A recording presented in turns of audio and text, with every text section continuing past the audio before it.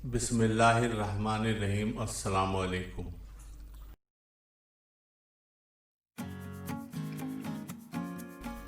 एक बादशाह जो अपनी रैया पर बड़ा मेहरबान था, उसने 50 किलोमीटर लंबा वसी व अरीज बाग तामीर करवाया।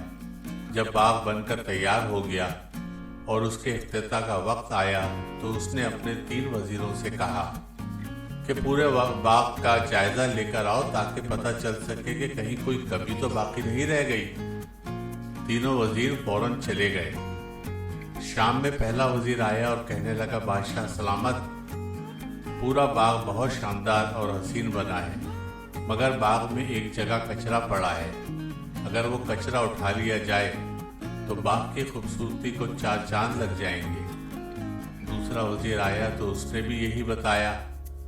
तीसरा वजीर कुछ देर बाद आया। वो बहुत थका हुआ नजर आ रहा था और पसीने से इसके कपड़े गीले हो रहे थे। उसके हाथ में एक थैला भी था।